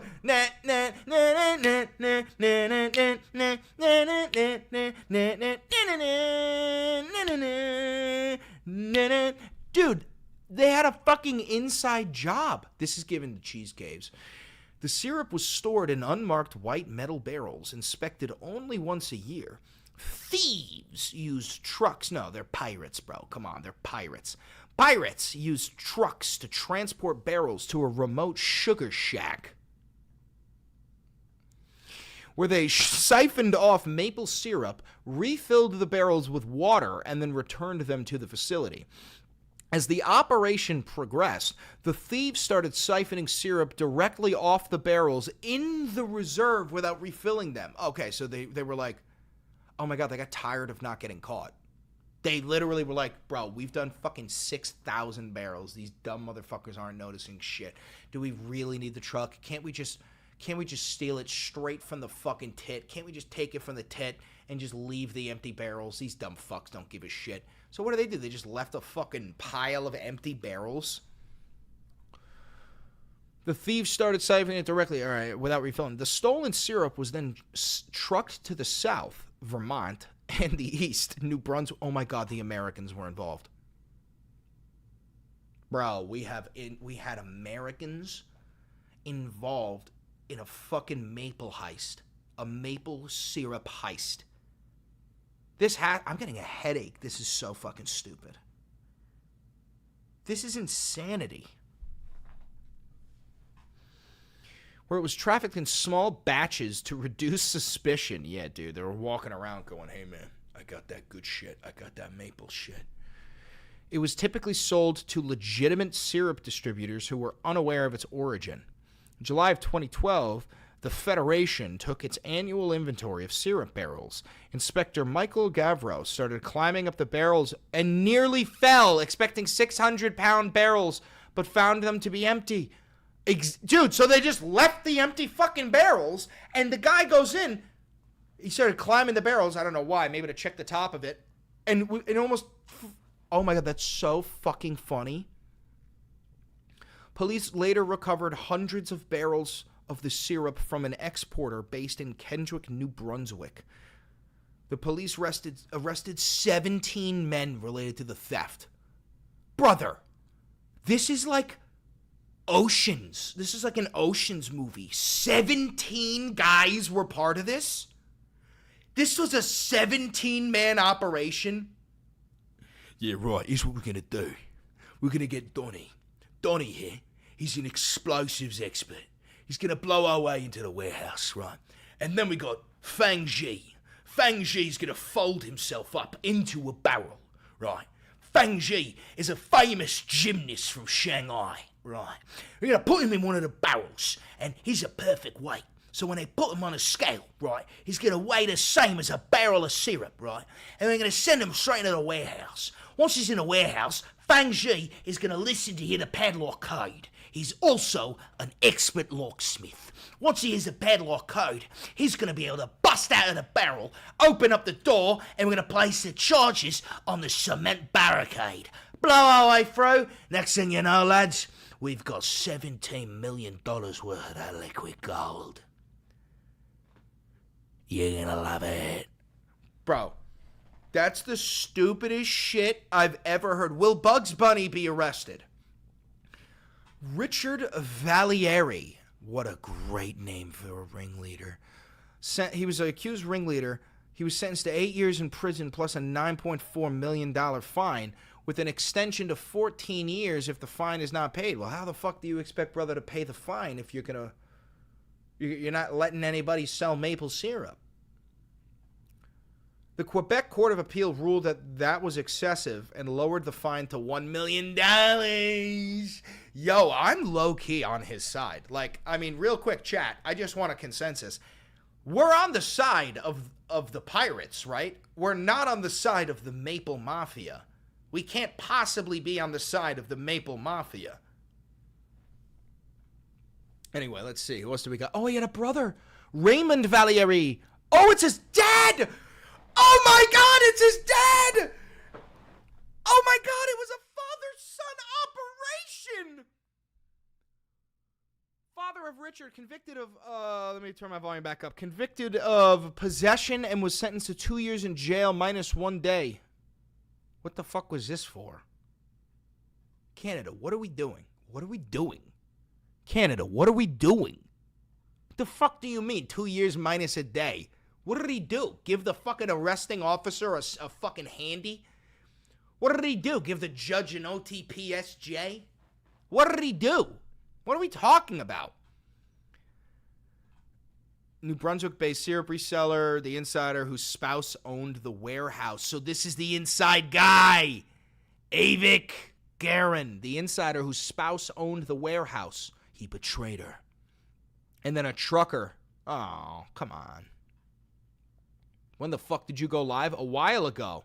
No notification? Did you guys not get no notifications this time? That's not good. So, the Maple Mafia. Why the fuck was this updated last week? What the fuck? What the fuck? Quebec produced 239 million pounds of maple syrup in 2024.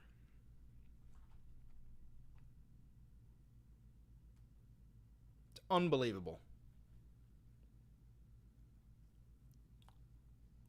How did they get caught? Oh, they executed 40 search warrants to get these people. Damn, they put up a good fight. They put up a real good fight. The bold maple syrup heist changed Canada's maple syrup industry forever. A simple agricultural product became the target of one of North America's most daring thefts. The incident led to sweeping changes in the sector. Huh. You know what's funny is the title literal? Yeah. You know what's funny is I think this maple mafia is still in control. This cartel is still in control. So again, I'll make a plea to President Donald Trump. Why don't we, because if the cartel in the South, you're saying that the cartel in Mexico is a terrorist organization, and because of that, you don't need congressional approval to invade Mexico, right?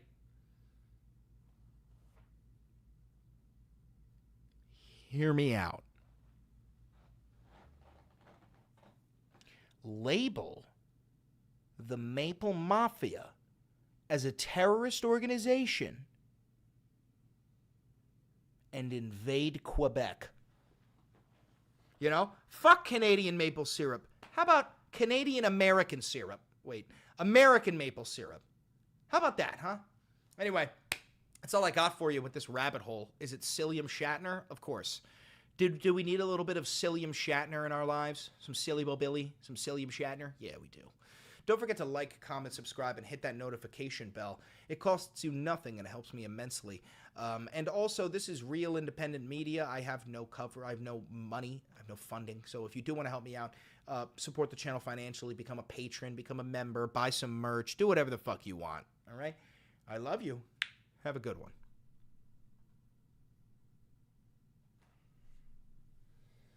Can we watch the documentary on Netflix together? Absolutely not.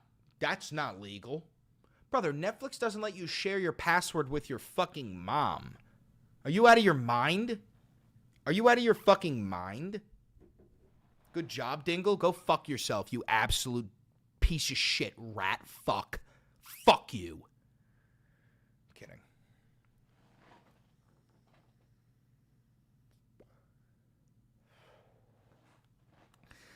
$10 donation from Missing Space. Heads up to anyone near Abilene, Texas. Ice is rolling through. I live in a small town nearby, and we've noticed them here in our town. Bro, we need a bell system. I think that people who live in apartment buildings should start getting cowbells, and we should make this a universal symbol where if you start hearing cowbells, that means ice is coming. Parlo poco italiano, Luca Messari.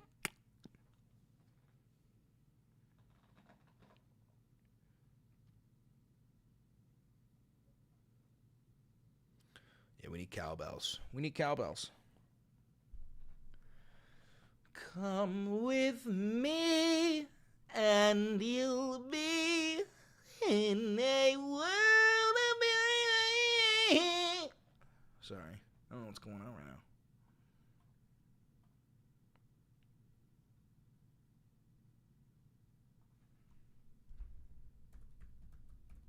The problem with cowbells is it'll attract the fatties to town.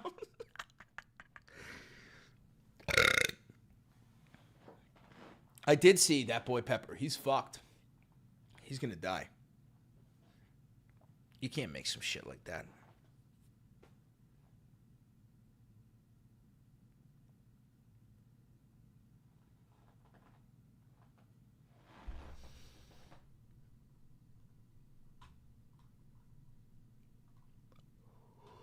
He's gonna lose his shit once he finds out about the underground cheese caves. Brother, I know all about the cheese caves. Thank you for the $27 donation, Maximus. I know all about the fucking cheese caves, trust.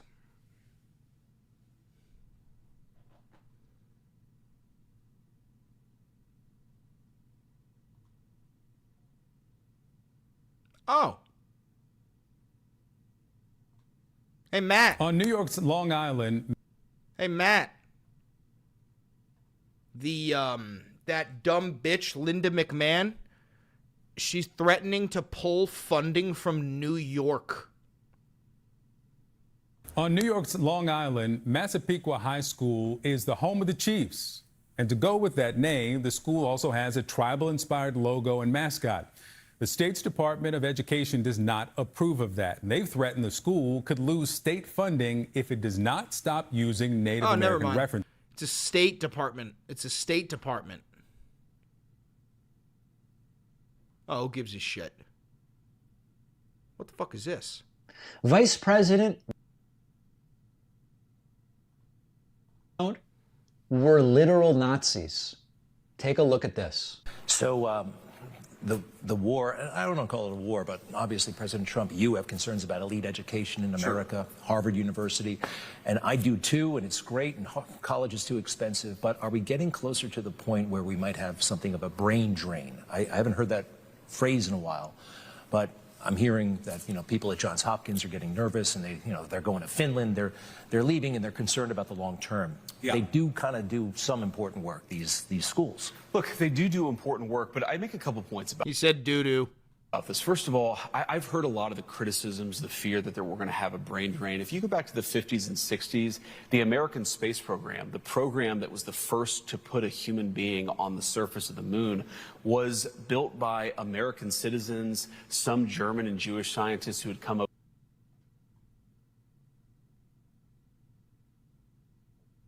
Brother. Over during World War II, but mostly by American citizens who had built an incredible space program with American talent. This idea that American citizens don't have the talent to do. Brother, the Nazis landed us on the moon. Wernher von Braun was a Nazi.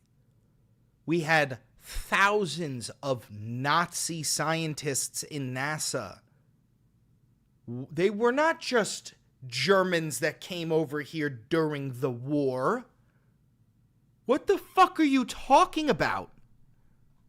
Great things, that you have to import a foreign class of servants and professors to do these things. I just reject that. I actually think we invest in our own people, we can do a lot of good. You've heard that criticism in particular as the president has talked about cracking down on foreign student visas and their abuses, but I think that's actually an opportunity for American citizens to really flourish. And here's the second and maybe the most fundamental point, Greg.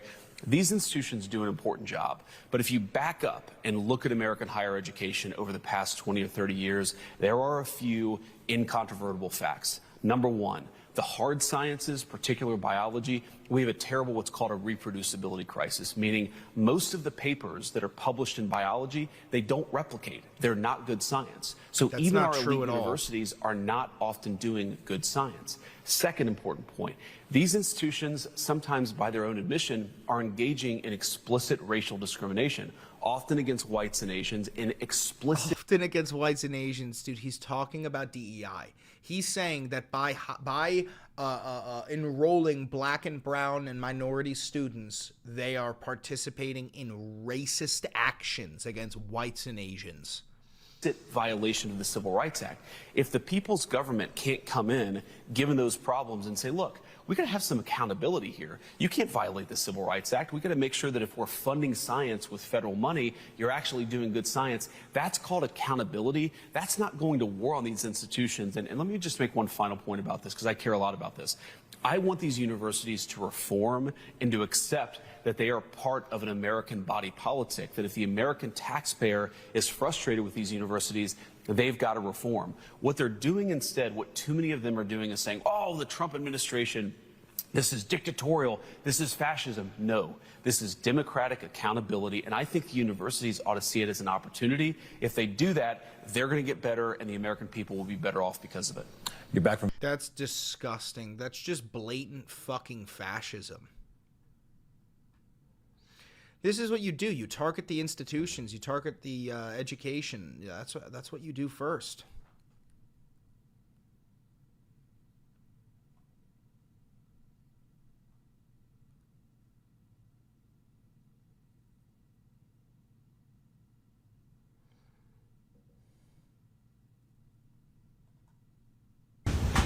Thank you. Thank you.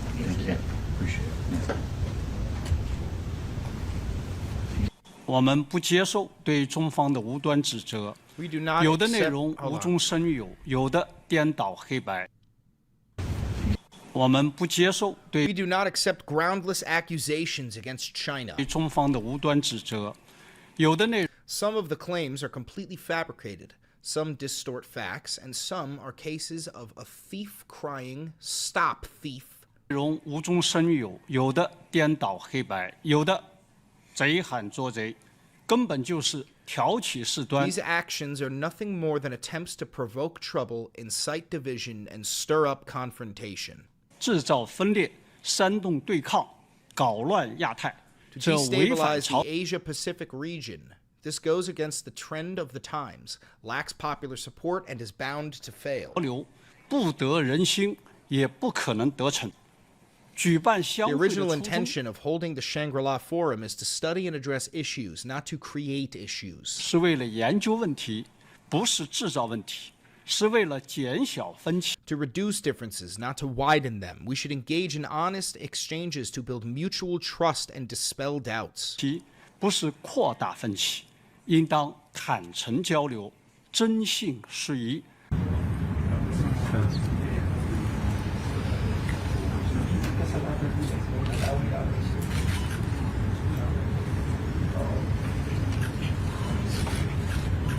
Well, greetings to all of our friends from all four countries who represent some opening remarks.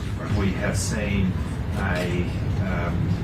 the biggest conventional military build-up in the world since the end of the Second World War being undertaken by China. And lasting, equitable, and just peace, particularly for nations and countries. Minister Morales, Secretary Theodoro, it's a great honor to gather here today with you and talk with you. Jesus. Oh.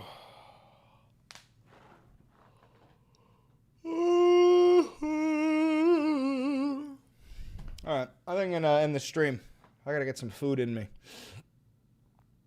I haven't eaten yet. Hopefully I don't get too fucked up at paintball tomorrow. I don't want to get fucked up, dude. I want to fuck some people up, but I don't want to get fucked up, dude. I wish I had a way to live stream while I was fucking paintballing. Wouldn't that be awesome? Wouldn't that be awesome? There's got to be a way. I have a GoPro. I have a GoPro. I don't know how to use it. I ain't never used it once. I have a GoPro.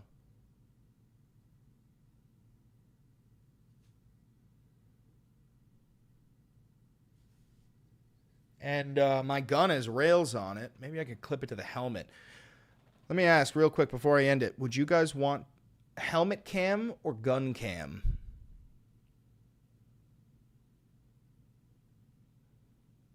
Probably helmet cam, right? Make a poll. Shut the fuck up, idiot. Stop talking. Yeah, helmet.